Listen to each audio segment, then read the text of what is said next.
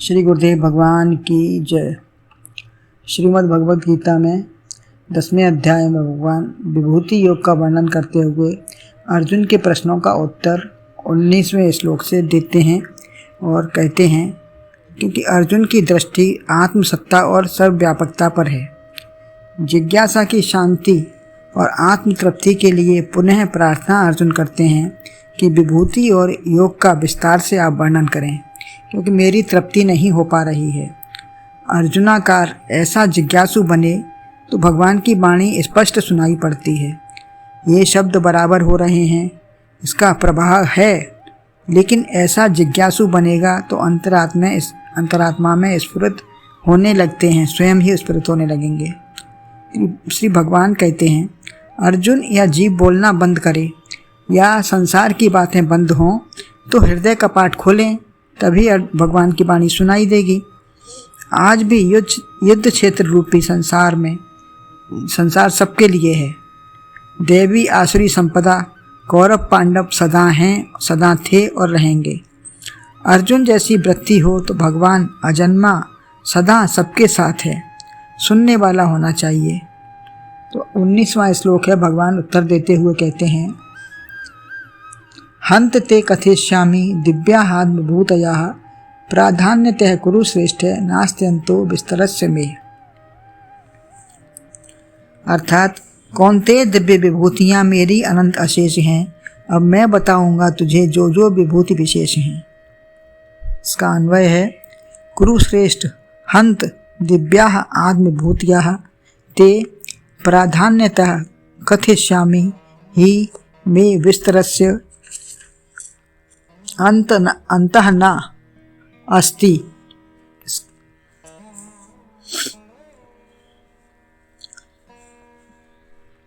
हे कुरुश्रेष्ठ, अपनी दिव्य विभूतियाँ संक्षेप में मैं तुम्हारे प्रति कहूँगा, क्योंकि मेरी विभूतियों का अंत ही नहीं है।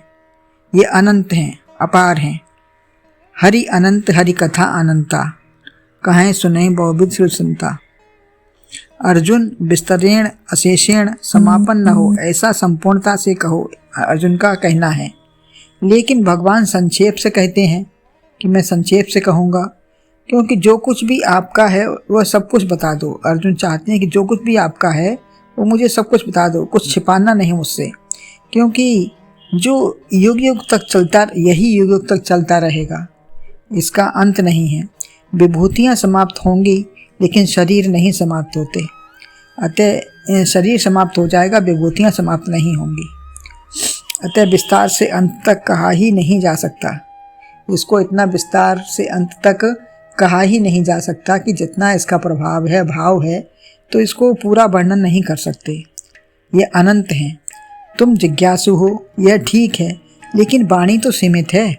नेत्र अपनी गम तक ही देखेंगे, लेकिन श्रवण यह आकाश का रूप है जिसका अंत नहीं है। आकाश का कोई अंत नहीं है, आदि है न अंत है।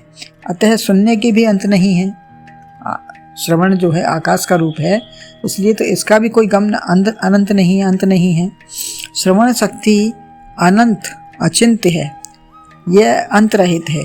जो कर्ण के आकाश से हृदयाकाश में पहुंच जाता है, कर्ण के द्वारा हृदयाकाश में पहुंच जाती है ये वाणी। आकाश में मिलकर विशाल हो जाते हैं तो आत्म तत्व तक पहुंचाते हैं। श्रवण प्रमुख साधन है।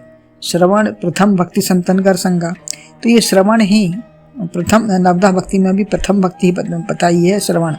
तो भक्ति में भी श्रवण स्वयं सुन आए हूँ, मैं आपका श्रवण स्वयं सुनकर ही मैं आपके पास आया हूँ। तो कान के माध्यम से ये प्रथम भक्ति है।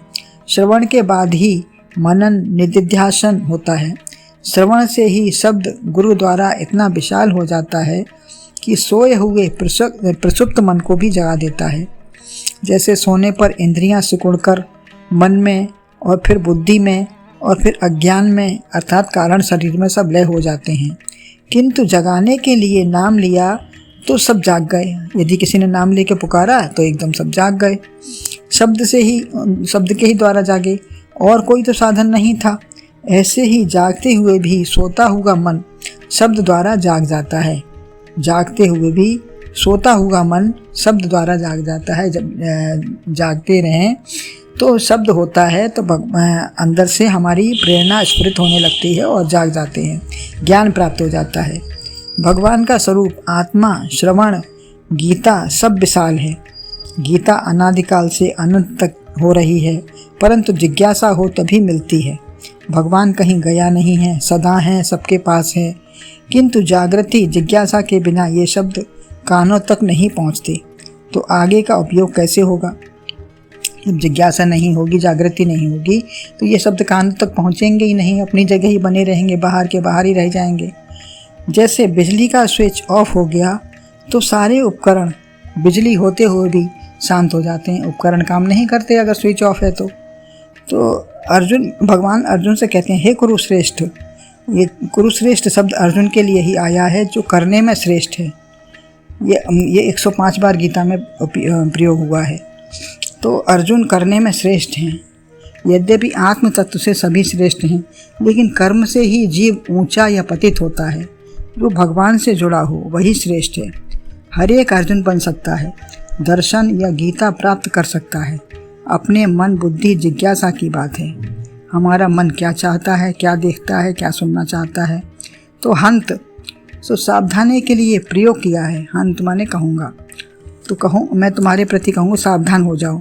यद्यपि दोनों सेनाएं तैयार हैं, युद्ध बाजे बच चुके हैं, लेकिन अर्जुन को चिंता नहीं है कि सब खड़े खड़े थक जाएंगे या इनका क्या होगा, क्या हो रहा है। साधारणतया कोई संत, सद्गुरु कोई विशेष समय पर, किसी विशेष समय पर, या कोई घर में बारात वारात आई हो या कोई काम धंधे का समय हो, आ जाएं, तो क्या उनको कोई सुनना चाहेगा? उनसे मिलना बैठना भी कोई चाहेगा? तो यहाँ सत्संग में यदि जिज्ञासा अधिक हो फिर भी दूसरा कार्य रहता है और नियमानुसार समय से थोड़ा थोड़ा चलना है। सत्संग में आदमी थोड़ा समय के अनुसार थोड़ा ही थोड़ा समय निकालता है, लेकिन श्रद्धालु के मन, बुद्धि, हृदय को अंतरात्मा से आप्लावित करती रहती है। श्रद्धालु का मन उसी में लगा रहता है, चाहे जहाँ रहे। वह अघाता नहीं है उन शब्दों से, उसी का मनन चिंतन करता रहता है। दिव्य आत्म विभूतियाँ जो अलौकिक हो। अर्जुन कहते हैं, दिव्य आत्म विभूतियाँ हमको ऐसी बात बताओ। संसारी वस्तुओं में नाम रूप प्रपंच संसार का वह दिव्य भगवत स्वरूप सच्चित आनंद रूप मिला है। हर वस्तु में कुछ अलौकिकता है, वही भगवान की विभूति है। कहा है ना, सुधा सराही अमरता गरल सराही यमीज। तो हर एक चीज़ में अपनी अपनी खासियत होती है, विशेषता होती है, वही भगवान का स्वरूप है, उसमें विभूति है। विष एक बूंद भी प्राण पखेरु उड़ा देता है। जैसे एक चींटी हाथी को मार देती है, यह भी विभूति है भगवान की। एक ही विश्वरूप परमात्मा कण कण चराचर में सब में फैल गया। एक परमात्मा ही शेष रहता है, चर अचर सब नष्ट हो जाता है। एक बीज ही इतना बड़ा वृक्ष या मनुष्य बन जाता है। अतः हर पदार्थ में भगवान की दिव्य विभूति है। विशेष प्रकार से दिव्य रूप से अनंत विभूतियों के रूप में वह हो गया है। विशेष भाव है उसका, जो अनंत विभूतियों के रूप में वह दिखाई देता है एक ही। संकल्प के आधार पर ही एको हम बहुश्यामी। भगवान ने संकल्प किया मैं एक बहुत हो जाऊं, तो वो बहुत रूप में सब जगह सर्वत्र दिखाई देता है। विस्तार से तो कह नहीं सकता। जिज्ञासा सबकी बनी रहनी चाहिए, तो आगे सुनते कहते रहेंगे। जिज्ञासा नहीं मिटनी चाहिए। कथा का अंत नहीं तो जिज्ञासा का भी अंत न हो, क्योंकि कथा हरि अनंत, हरि कथा अनंत है, तो उसकी कथा का कोई अंत नहीं है, तो जिज्ञासा का भी अंत नहीं होना चाहिए। सुनने रहने की प्रवृत्ति बनी रहनी चाहिए। जैसे एक राजा को बड़ी लंबी कथा सुनने का बहुत शौक था, तो उसने ढिंडोरा पिटवाया। तमाम कथाकार आए, राजा पुरस्कार देकर सबको विदा कर देता। अपने कितना सुनाएंगे, सुना कर सब चले जाते, पुरस्कार देकर विदा कर देता राजा।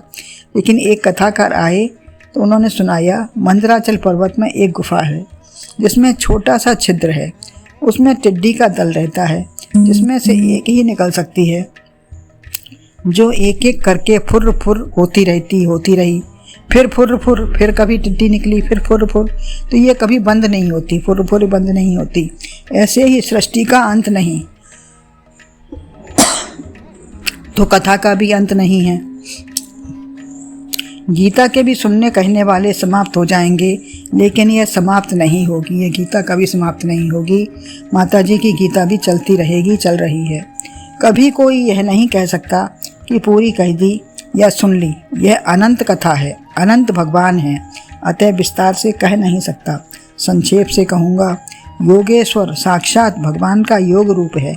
मैं और तुम दोनों एक ही हैं। यह अनुभूति का विषय है। विभूति कही जा सकती है, सुनने देखने में आती है, अतः विभूतियों का अंत नहीं है। मैं कहूँगा, परंतु मेरे विस्तार का भी अंत नहीं है। यह कहा योग या विभूति का विस्तार नहीं है, ऐसा नहीं कहा कि योग या विभूति का विस्तार नहीं है। यह सदा है, रहेगा और फैलता बढ़ता रहेगा। मैं योग रूप से हूँ, विस्तृत हूँ, सब में फैला हुआ हूँ। तो मैं सर्वत्र हूँ, विस्तृत हूँ और मेरे ही सब रूप हैं। तो ऐसा जानना ही, ये तत्व से जानना है भगवान को, और यही भगवान की विशेष विभूति हैं। बोलो गुरुदेव भगवान की जय।